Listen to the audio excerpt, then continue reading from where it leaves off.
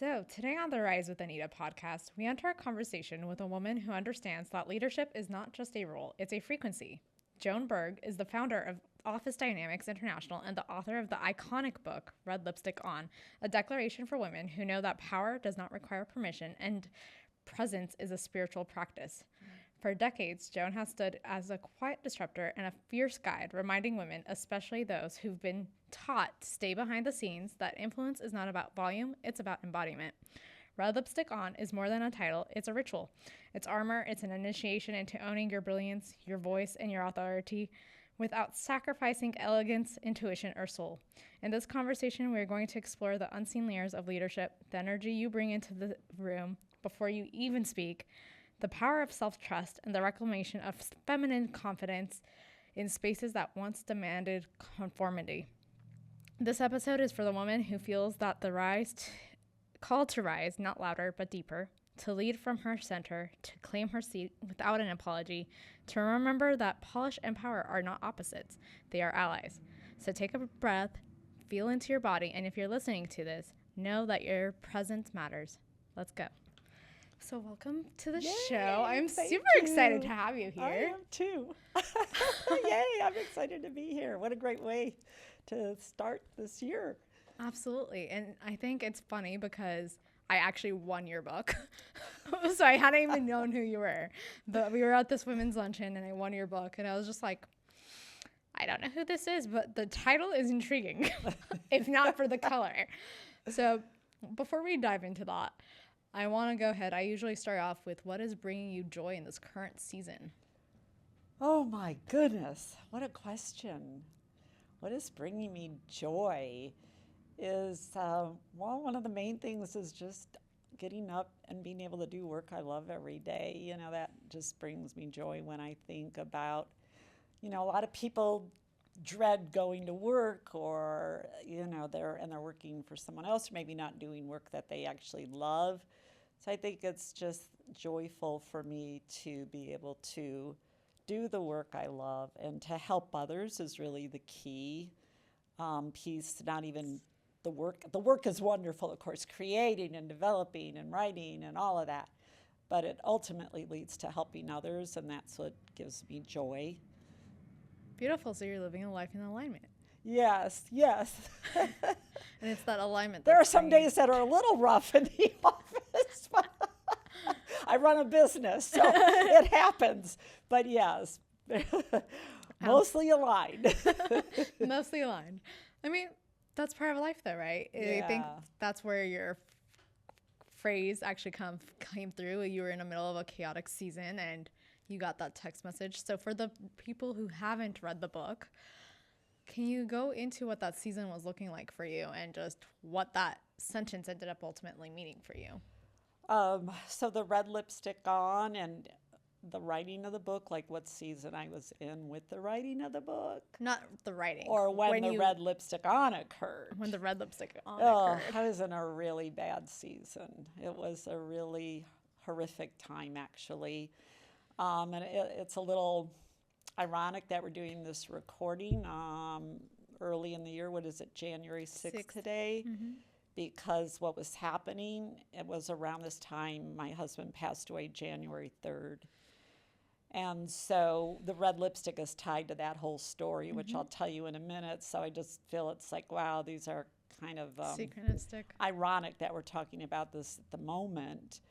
But at the time my husband was 50, that was 15 years ago that my husband passed away. But 3 years prior to that, in 2008, he was diagnosed with pancreatic cancer, and he was only 57. And so that was just devastating, to hear that news, because it's not curable. It is not a curable cancer. It's a death sentence. And all you try to do is extend it and make it the best, that you can.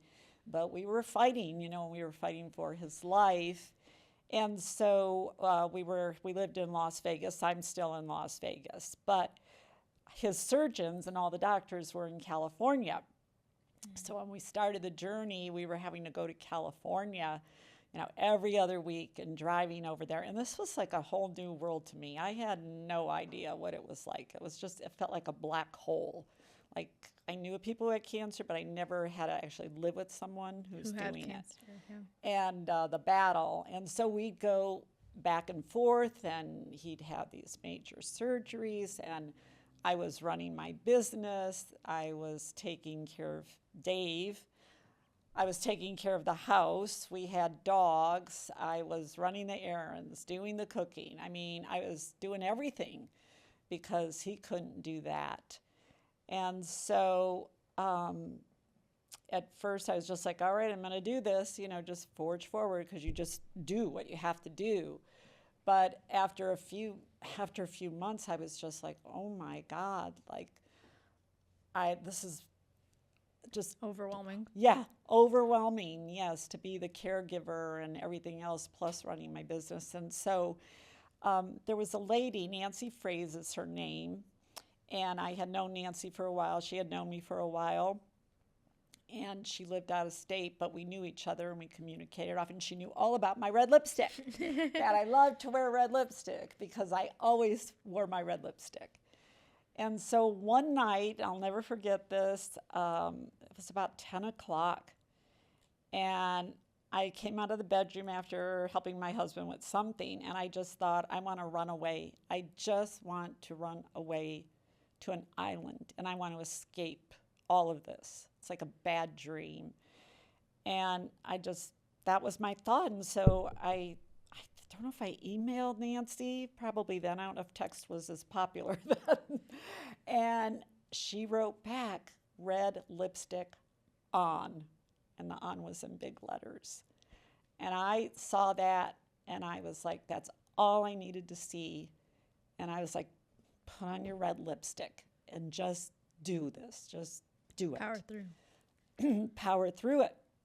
So that's how it started.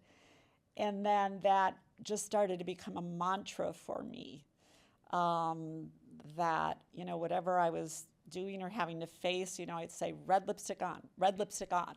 And it got to where it even carried through in my work life. So it didn't always have to be a negative, horrible event or crises.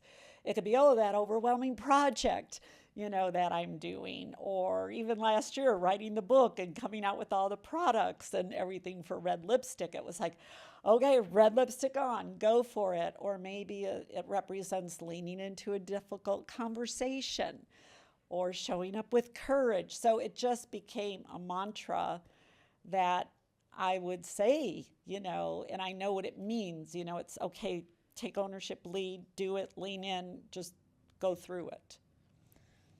Firstly, I want to just say, when I won your book, I was at this event and I almost didn't show up to that event that day because, ironically, or I guess synchronistically, I will put it that my grandpa has been also diagnosed with pancreatic cancer. Oh. So we are currently in the Wow. battles of that. And I remember just feeling that, it's what you were saying, that chaotic energy. I was very much at the time still in that energy of like, I'm in survival mode. And so when I was thinking about like, do I show up for this event? I usually go to these ladies' events just to try to connect and meet the women in the group because I've only been living here for 4 years now. Mm-hmm. And it's kind of hard to build a network in Vegas. And I was just like, you know what? I think this would be a good break.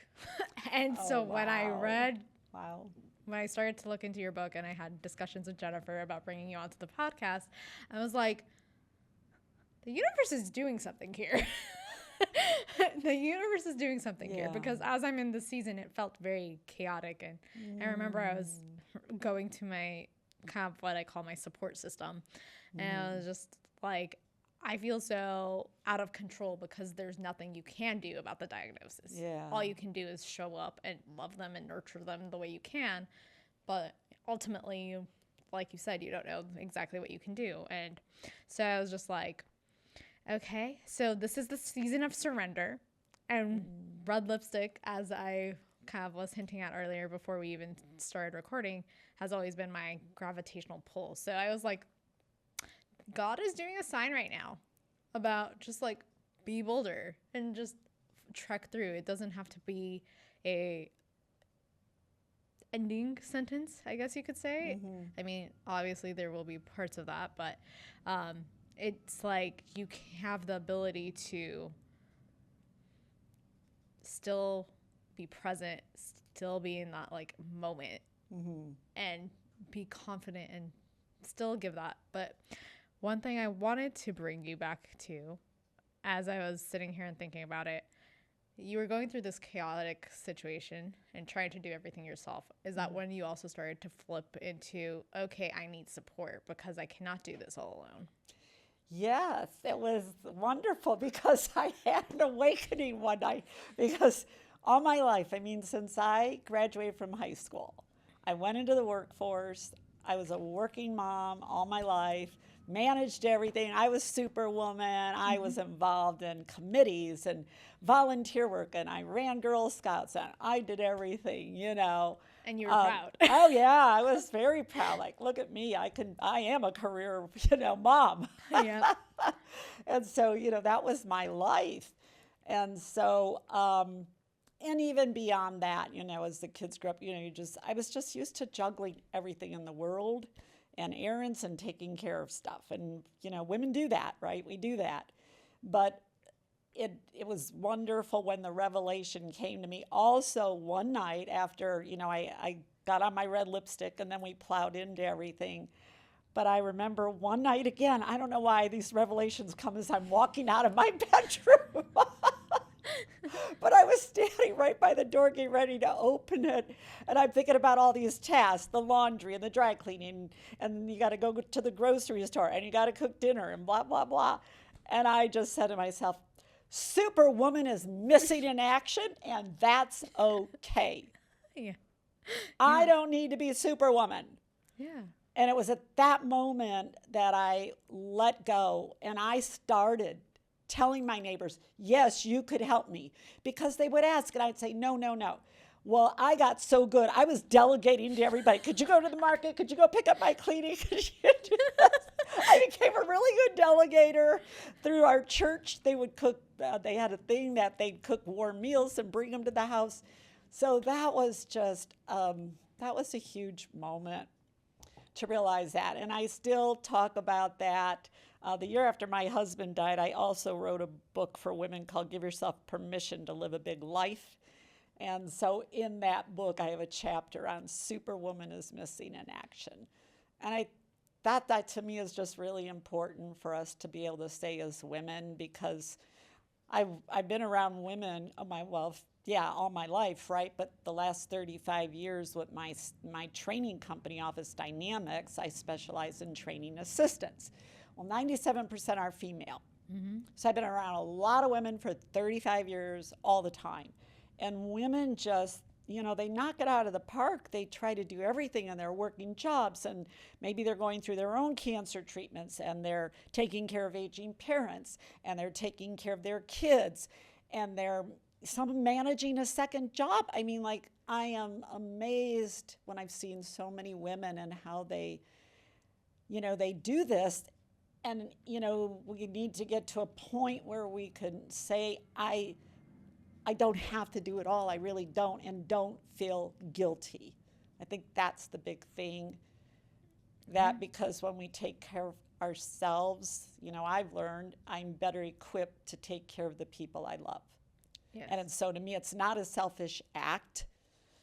It's an act of love when we can do that. Absolutely. I think there's so many points I could hit just off of that whole monologue, essentially. But for me, I think the biggest thing has been like learning to ask for support.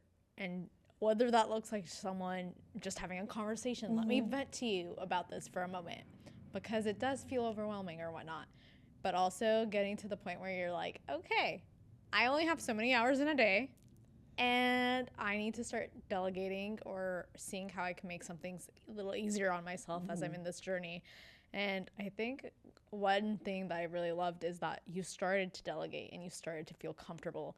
And I'm sure, and you even, because you are a business owner, so it's probably also kind of like that switch probably also carried into business where it's like, no, I don't have to do every little task. I can help Right, and right. ask for help, and there's nothing wrong with that. Yeah, yeah, the people support is just so valuable. And in Red Lipstick, I have a whole thing on sisterhood, because I've learned it's just so important, well, for women to support women, and be there and don't be catty and don't be jealous. Like, we need each other. And I have so many really wonderful girlfriends, that we're always there for each other. And so, but the support of other people, like, we can't, I would say, I don't want to do life alone.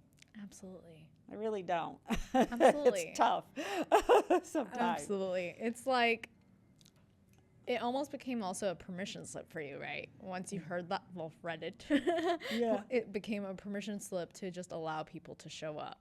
And I think, I don't know what you believe spiritually, but for me, every time that I found that I'm trying to do it all alone, it reminds me of like the parable where they basically, God has a person like stranded on an island, and the person's looking for like help.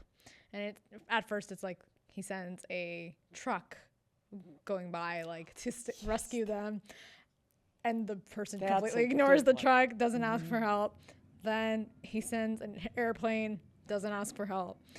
And then finally he sends a boat, still doesn't ask for help. And then finally this person ends up passing, and they're like, once they get up to heaven, they go, why on earth didn't you send me help? And it was like, I sent you the boat, I sent you the truck, I sent you the car, you didn't get into it. And so it reminds me that we need to ask for help, and that is how God shows up for us in those moments. Yeah. Yes. Well, spiritually, yes, definitely. And in Red Lipstick, and we might talk about it, the 5 pillars, but spiritual is one of the 5 pillars, right? And so I definitely give attribution, to the Lord and to God, because I went through my own terrifying surgery with my brain tumor in 2014, which was just terrifying to be the patient and the one dealing with all of that. And for some reason, God wasn't done with me yet, It wasn't your time. It was just, that shouldn't have, yes, that was definitely very close. And it was, I just always say, well, God must not be done with me yet. He's got more work for me. Absolutely, because I was listening to a great podcast with Mary Morsetti, and she always talks about how you have your birth date, and obviously you have your death date, and we're in control of managing whatever's in between. But you never really know what's that death date. And so it's like you have to make most of that moment as you're going through, and just trying to show up and being like, God, what are you using me for? What is possible? What am I here to impact? How am I supposed to add value to this planet? And so I have been constantly thinking about that, especially as we're in this like New Year's season of like, well, it's easy to ask for us as like New Year's goals to be like, oh, I want to check this box. But I think when you give it to a higher power and ask for that guidance, it's like you're no longer checking boxes, you're checking for fulfillment. Yes, for sure. Yes. And that's kind of, too, what Red Lipstick's about, the breadth and depth. And the big life, too, I write a lot about. It isn't how many years you live, it's the breadth and depth of what you're doing. And that's what matters, and so making the most of all of that. Beautiful. So one thing I love about your message is that bold, full living isn't reserved for any one chapter of life. You speak so beautifully about fully living at any age, dancing, moving, expressing joy. Sorry, guys. Where did that belief come from, and how do you manage that in your day-to-day now? Yes, because, I love that. So I'm 73. You look fantastic for 73. I have the mind of a probably 35-year-old or a 40-year-old. In my head, I'm still that, young person, mentally, energetic-wise, all of it. And so that just, gosh, where does it come from? It's so much me. While I'm chronologically aging, I still have that young spirit, that young energy. I love to music and dance, and I love, this is kind of funny because over the holiday on Spotify, I use Spotify a lot, right, all year. And I listen to Flo Rida and all these people, and I love Bruno and hip hop. Oh my God, I love this. I don't listen to Frank Sinatra and that stuff, but I love to dance and get on the dance floor and get crazy. And it said, so there's a little thing you could do. It's called Wrapped or whatever, and it'll go through your year, like what were your top artists. And it said I had the listening age of a 21-year-old. And I was like, yes. I mean, honestly, like, I don't know that I actually listen to all that. I mean, a little bit of Flo Rida, but I love that your spirit is so young, and I think that's what keeps your energy in point. Yeah, it does. And my dad always had a young spirit, so I don't know if some of that's from him, because he lived till 93, and, he was still in his late 80s going out with his friends, and he was nightlife. And but yeah, I think just a young mind, young attitude definitely helps, and to want to keep learning and growing. And I like to be around people who are younger than me. I mean, I have my friends who are my age, but some of my best girlfriends are 10 years younger than me, 15 years younger.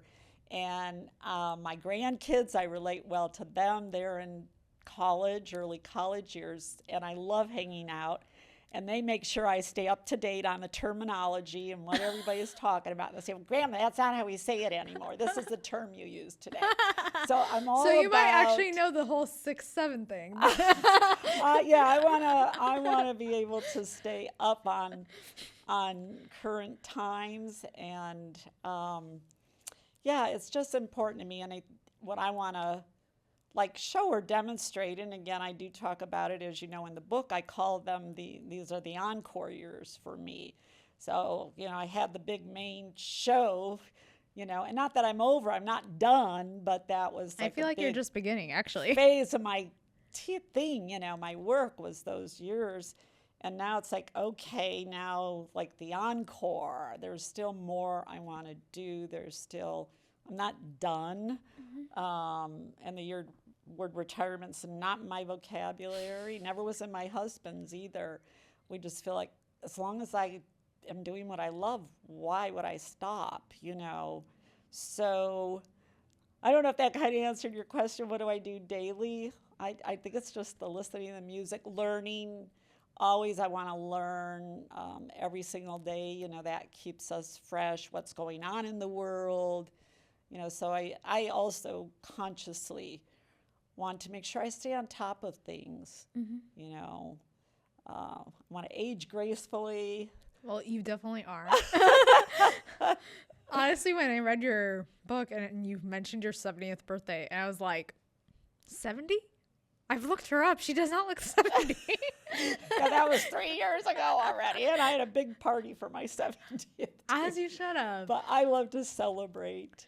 I have these little Post-its that I will put on my mirror in my bathroom. So I'm a big believer in affirmations. Absolutely. Huge, right? And saying, using the I statement, I am this, I am whatever, right? And so I'll go through periods like, well, of course, when I was really sick, I had them all over the house, even in the refrigerator I had them because I didn't want to eat.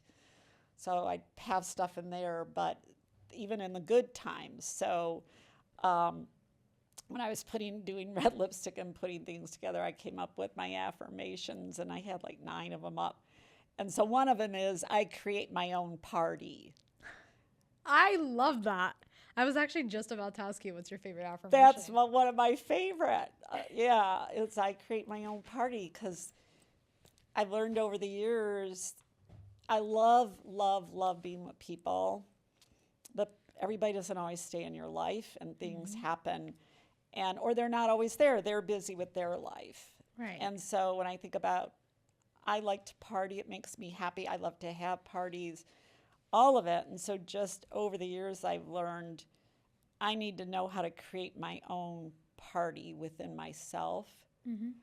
because I Celebrate also yourself. learned, of course, through my experiences losing my husband and then my own brain surgery, and then I had open heart surgery a year later. I learned to rely on myself. And I don't know if you saw that chapter in the book, there's a little piece about it. While that might sound sad to people, like self-reliance, you can only rely on you. But the good news is I can do it. That gives me the confidence when I have to make major decisions. You know, when Dave died, I had to make a lot of decisions, legal decisions and so forth. And bottom line, I was the one who was going to take the hit. Mm-hmm. So, you know, that pushed that I had to learn to do that. I didn't know how to do all of that. You know, I made decisions in business, but these were personal, that would personally impact me and my life. So since that period, you know, that self-reliance has grown and grown. So it's right the balance between bottom line, I have to rely on myself. I have decisions to make. Mm-hmm. I have to be accountable to me, but I certainly love, like I said, doing life with people and want people around. And, you know, I really care about others. Beautiful. I think that the self-reliance thing is very interesting because I've been in this season of learning how to rely on others. I think a lot of times women, we sway either hyper independent or a little more codependent. So it's interesting trying to find that balance. Mm-hmm. So what would you say at this point is a way you're navigating that? Because as you just said, you are very self-reliant, but you also like to live life and have people support you where they can. So where is the golden thread for you? Yeah, well, I live it thankfully at work all the time, right? Because I go to my office and I have my team, and just through my work relationships, you know, and having that, so that's where I really get the people fed. And then as a speaker and the work I do too, in my virtual classes I hold, I get nourishment from that. So that to me is like that weekly, you know, routine where I get that. And then at night, you know, I do have friends that I check in regularly. And so I do have a little bit of a rhythm, I would call it. One night a week I make sure I get out with a girlfriend or do something with a girlfriend, but then, you know, I have my own accountability of going to the gym X amount of days. When it comes down to decision making, I will process and bounce ideas off of others. You know, whether talking to my kids or a good friend, because sometimes, like you said, too, sometimes you just have to talk it out, mm-hmm. right? They don't always have answers, but sometimes they do have an objective perspective. And so leaning into that when I feel I need to, and then just knowing in my own, kind of within my own source or self, sometimes my gut's just saying, I've got to go with this, even though everybody's against me. Like in 2025, I was, you know, fighting with this red lipstick thing. I wanted these in my team, or my son especially, because he works in my business for 13 years now. And we have an annual conference every year, and I wanted these huge red lipstick tubes made. They were humongous. And this came from my entertainment director, who said, we could put these on the stage and they're going to be gorgeous. And he sent me the picture. And I'm like, I want these tubes. Well, that was not an easy feat, and it was an expensive project. And my son kept saying, and again, he works in the business of me, you know, you don't need those tubes. You know how much, and what are you going to do with them after? And where are we going to store them? Because he's my practical business partner. I'm anything's creative possible. Flow. I want it. I don't care. I'll manifest it. Yeah, I want it. And I said, I don't care. I want those no matter what. And that, you know, at some point, yeah, I say, I don't care. I want this. This is what I want to do. And I got to do this. I have to just play this out and see where it goes, you know.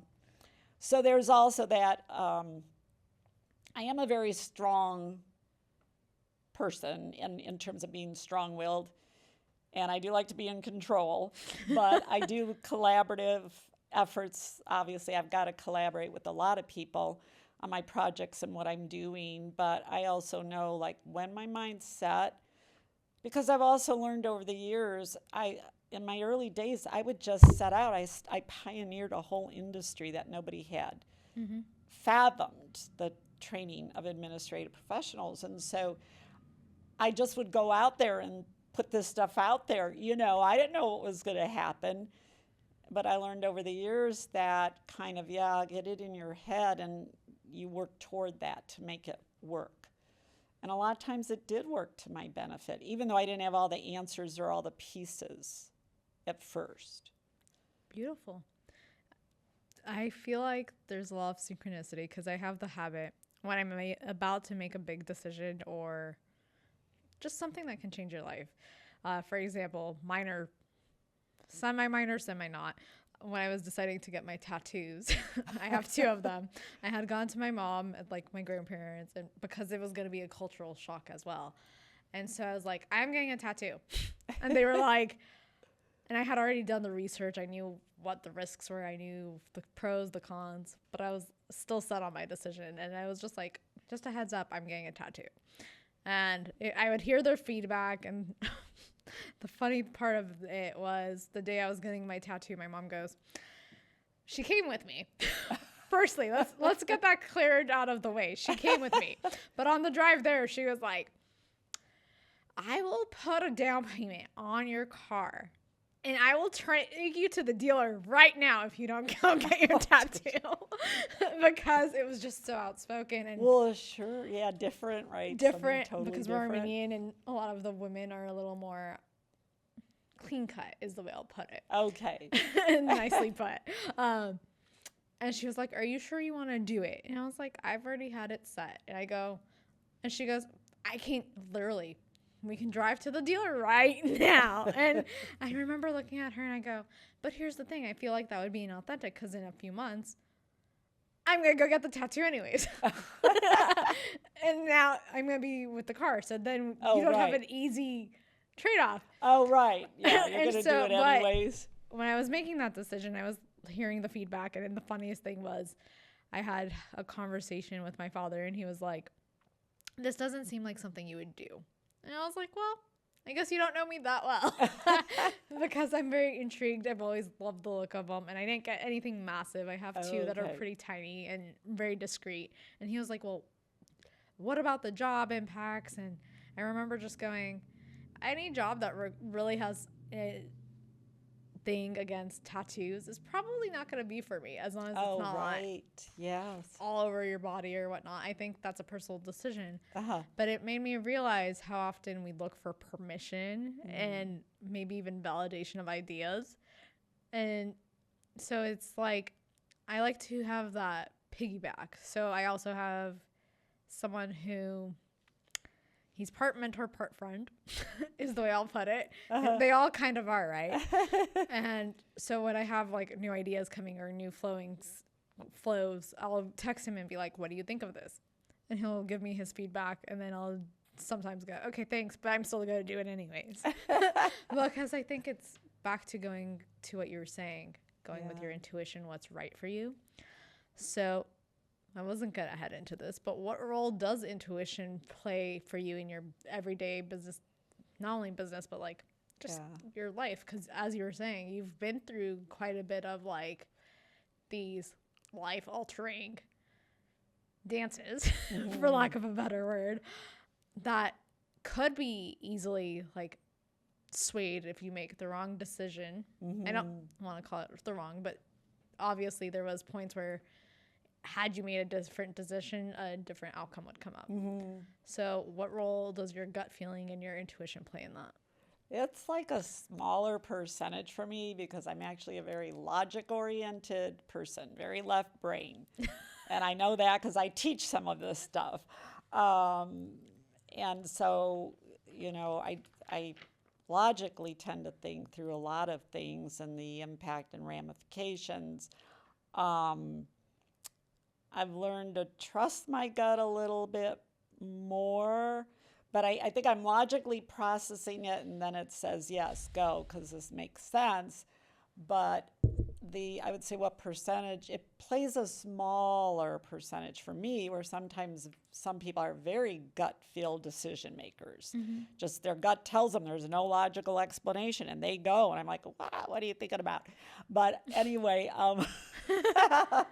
so the intuition, though, I have learned to trust it a little more, because there were some times, some of them were business, that my logic was so strong, I overrode my gut. And Like then I it was was hiring an employee, and my gut kept telling me it wasn't right, but I was desperate to have an assistant in my one-person office at that time. And I just knew it, but logically she computed out, but I hired her 3 months later, I let her go. It was like, that was a situation where just something obviously wasn't right, or aligned. Something I couldn't put my handle on it. So I will say I do give more thought to that. Even just a few weeks ago at the holiday, I was supposed to go visit my sister. I was all set up to fly out Christmas Day. I mean, this is the weirdest thing for me to do this, but I was going to fly out, see her in California. And I thought that would be a great way to pass some of that time, because that's when my husband was dying.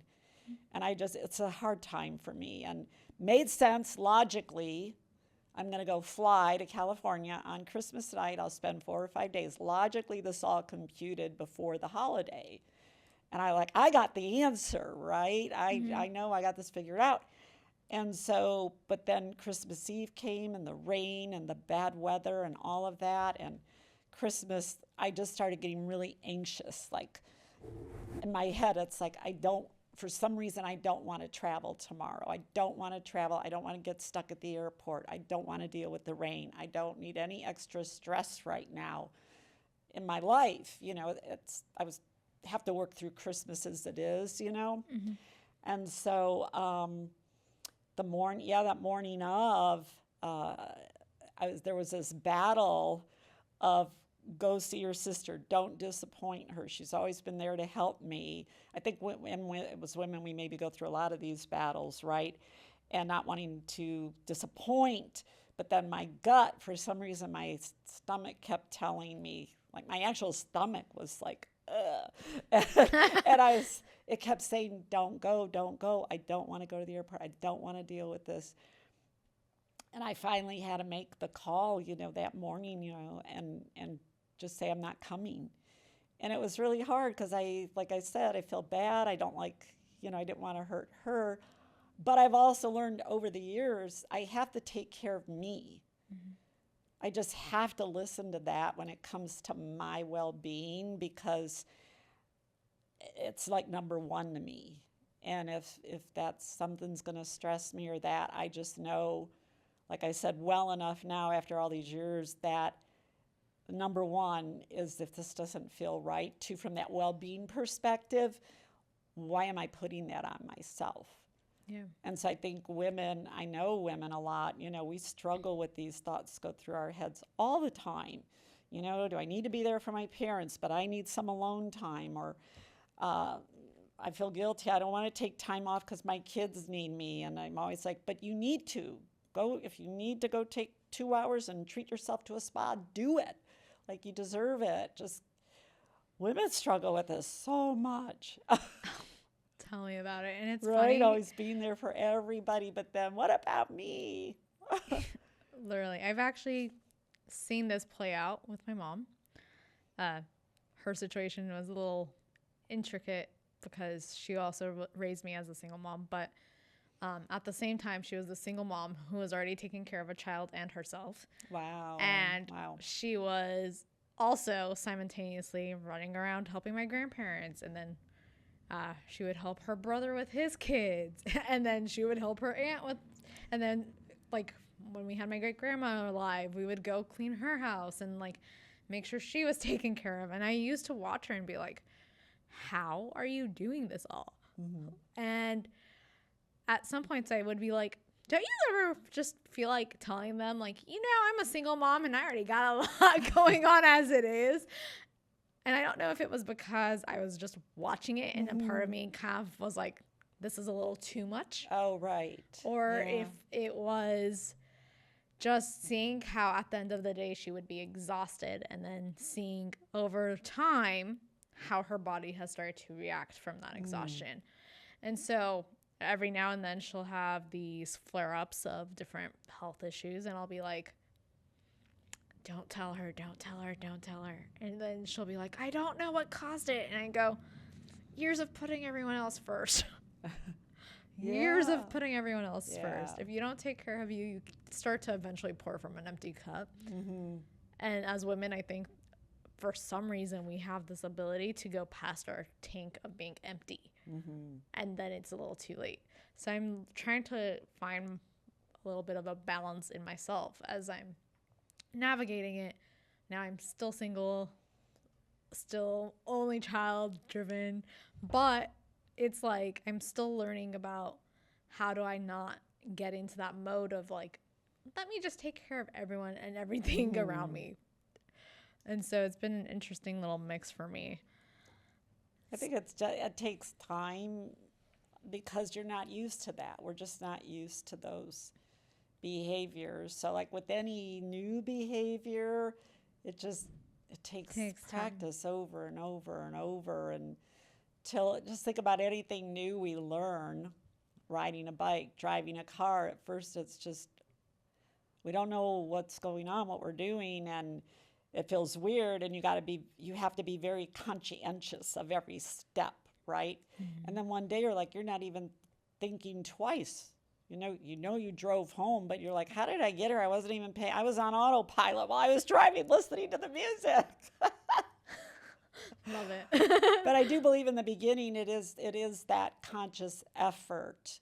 And I don't have it down pat. I mean, there are times, like I told you, I still struggle around that holiday, and the last 2 years, I don't know why it's hit me harder. And so I have to do my own self-talk, and sit with that emotion and okay, but the better part, or what helps me, is because of past experiences, I learned some tools, like with my brain surgery. I have so much post-traumatic stress. That was the most traumatic experience ever, but it wasn't even that. I had intensive care psychosis, where I thought I was dying in the basement of the hospital. I thought I went blind. That was, when I think about it, it's just horrific. And so over the years, fortunately, again, through other people too, I mean, I also have to learn the tools. And I'm at a point now where I probably just know more of what tool to grab, pull this tool out of the box. I have to pull this tool out. I have to get my support people on with me. I have to sit and journal. I journal a lot. I've been doing that since my husband was diagnosed with cancer. I love that you included your journal, not prompts, but pages of your on the journal back in of the book. Yes, the actual journaling. So I started that right away when he was diagnosed with cancer. My sister bring me this journal, and she says, here's your gratitude journal. And that was we were just starting this road, and I thought, what do I have to be grateful for? I'm going to lose my husband. What is there? And I just forced myself to sit, and I started to think about, I'm glad I have health insurance. I have the money to go have a nice dinner, So I've done that through the years. I think some of my journals too, now they're like a diary almost. But I always end on gratitude. Even if I've moaned in my journal the day, I always say I have to have one statement of gratitude before I close this journal. Well, I wouldn't call it a diary. The way I count, my perspective is usually sometimes, because I know, especially with the manifestation space, a lot of people will be like, do not speak out or write out the thoughts that are what could be considered bad. Yeah. And I am very much, writing has always been an outlet for me. And so even before I could really communicate vocally, I knew how to put into words in a note. And so if I had something that would bother me, I'd write out a little letter, and then I would slip it under the door and be like, here, Mom, this is how I'm feeling. And she'd be like, do you want to talk about it? No, not particularly. But here, now you know what's up. And so sometimes I have these moments where I will call it brain dump, and it can be very, call it dark. And like, Yes. the things that, especially because I am a coach, you would have people looking at you going, you have those thoughts? Absolutely, I have those thoughts. And what I do is either I will brain dump, and we just like had like a full moon. And what I was telling someone was like, sometimes I will write the darkest whatever I need to release and get off of my chest. Oh, yes. And then I will go ahead and like rip it up or like just burn it. Yeah. Just so that I can have that extra sense of release from it. But I think what I loved about when I was reading your book was the fact that you actually mentioned like, yeah, there are days that I couldn't find a thing to be grateful for. And so it just literally looked at as simple as like, I am so grateful for a toothbrush. Like, I don't think that was an actual example, but no, but it would get down to that someday. I'm just grateful I have teeth to chew my food. Yeah. Because I was like, I love that she is speaking on this, because a lot of times I feel like it's almost shamed on. And it's like, no, we all have these moments, and we have to accept that that's part of the journey and part of our human experience. And so I just wanted to honor being that. authentic is so important, because that's with Red Lipstick On, I came up with a list of core values, and authenticity is one of them. Absolutely. You know, being our authentic self. And growing up, my mom was a very intuitive, feely, so in tune to things. She was way ahead of her time, and that explains why you leaned more logical, though. She just was. So she would say to me, like when I was younger, and I don't know if this was good or bad, but she would say, you know, when you feel joy and you want to express it and be happy, be over the moon happy. And when you're sad, just be really sad if you want to. And nobody ever says that. People will say, stop being so sad. But, you know, and a lot of people, it was really interesting because I did go to a counselor years in 2018. I lost my dad and another man who took care of my household and dogs for 18 years. And then I had met this man for the first time 7 years after Dave died, but that wasn't working out. So like in 5 weeks, I lost these 3 men. And I was beside myself. So I went to this counselor. We were just talking about these things, but I thought she said something interesting about, and she had known me a little bit, and she said, you know, your vibrational energy, she says, you're up here. Like when I'm excited, my team laughs because I'll get excited about this cute little thing that shows up in the office, and I'll be, oh, look at that. Those are so cute. Look at those notepads. I love them. And my son's always like, you get excited over everything. But you have joy over everything. She was saying when you're happy, she says you operate up here all the time, a lot, and the average number of people are here. You know, they don't get way up here. So she said, yeah. So when you fall, you're falling a lot farther, and that's why it hurts so much sometimes. And I thought, like, I think that nailed it, because like I do think, why am I so feeling sometimes and so deep? But then I look at, you know, some of my girlfriends, but I don't see them hit these high points where they're ecstatic and over the moon ecstatic. Yeah. So that's why I say, is it good or bad? It is who I am. And I think that's where I can't shove it under the carpet, you know. I can relate. So for me, I feel like high highs are very high. And then when I am in the lower states, like I had a moment in October where I was just like very deeply down for a couple of days. And it was just right after we got the confirmation of the diagnosis. And so I was literally and I had someone go, you know, your light's not shining right now. And I was just like, it doesn't want to shine at the moment. Was the way I was feeling. That was a good response, right? It doesn't want to shine in this moment. Like right now, I just want to feel my feelings, and then I will snap out of it and go back. But I remember having this moment where it was like, I don't want to be everything to everyone, and why is kind of like this, like, why is this happening now? Not even why is it happening to me, but why is this happening now? Oh, right. Yeah. And I remember just having this moment where I was like, firstly, why do we shame people for having feelings? Now, it was a good thing that I took maybe 2 or 3 days and then I was able to kind of bounce back to my normal energy, because staying in that state is also not always productive. But at the same time, I was just like, I am not going to shame myself for the fact that this is a life-changing moment. Yes. And right. I have feelings about it, and I also cannot control it. Yeah.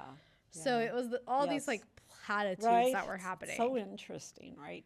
And that, I was just thinking that's a lot about, throughout Red Lipstick. It is the authenticity, I think, is really an underlying, even as so here's a great example. So I walk through, the chapters are broken by the 5 pillars: career, family, financial, spiritual, wellness. So in my career chapter, I blatantly say, work is good for me. I know at my very core, work feeds my soul. And I know everyone who reads this book does not feel that way. Mm-hmm. They don't, but that's my authentic me. That is me. Because you're in alignment. Yeah. And so it's, I think in all the chapters, now that I think about it, it's showing up that authentic me. This is just who I am. This is who I am, and being okay and good with all of that, right? Mm-hmm. That doesn't mean I don't want to tweak things and get a little Botox once in a while. Well, you don't need it. But I mean authentically inside who I am. Mm-hmm. And I know it drives me. I think that's important. And under the career pillar, it isn't just about work, because not every woman works. It's a vocation. It's, there are women who, are in my neighborhood who they don't work their full-time jobs anymore. But they're fulfilling themselves in other ways. And I sit there and I think, oh my God, I could never do that. I'd go nuts if I stayed at home every day. Right. But they're doing their artwork, or they're going to classes, or they're doing the gym, or going to lunch, or playing cards. And so that goes back to the authenticity, right? Like, absolutely. Knowing who we are and being okay with good that. with that. Yeah. Yes. I love this. I'm so grateful for this conversation. So, what's one way, if a woman is listening and she feels like she's been surviving instead of living, what would you want her to know? I want her to know that you only have one life to live. And we're not going to be here forever. I've seen it now, right? So many times in my own life, and now I'm 73. And so I want you to know you only have this one opportunity on this earth, and to do what you want, do what your heart tells you, live your life to your fullest, best potential that you can, because I know every woman has more potential than what they think they have, to use these wonderful gifts that you've been given. Don't hide. Shine in your own right. You don't need others to shine. It's like, oh, I'm married to a lawyer, so I shine. No, you shine within your own right. And so live boldly, live radiantly, put that red lipstick on and go for it, because you only have one chance. Well, you just kind of actually blended 2 questions into one answer, so I love this.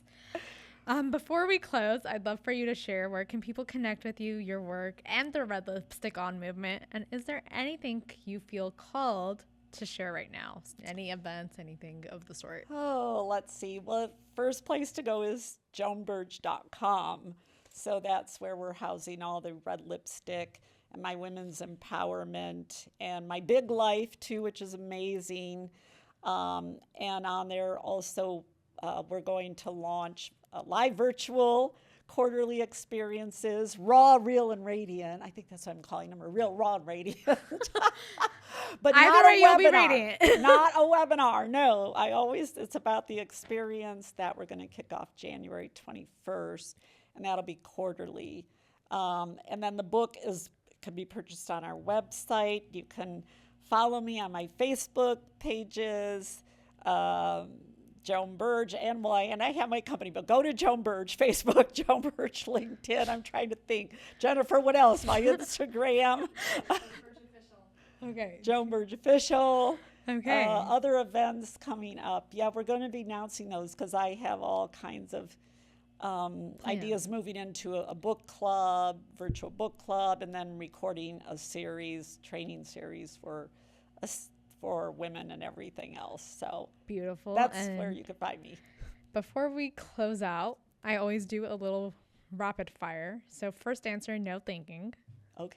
What is one word for your current season?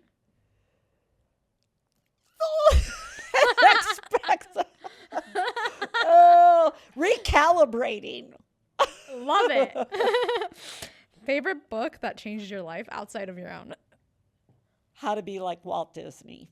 Ooh. Amazing. I have not heard of that one. Yes. Favorite movie? Gosh. The Or Holiday. favorite song? The Holiday. My favorite song. Oh, it's Diana by a new artist. Love it. Guilty pleasure? Ooh. Guilty pleasure. Oh, eating lots of chocolate ice cream with peanut butter chunks in it at night, like a huge bowl. Same. Minus the peanut butter. Best advice in a single sentence you've ever received? This one might put you on the spot.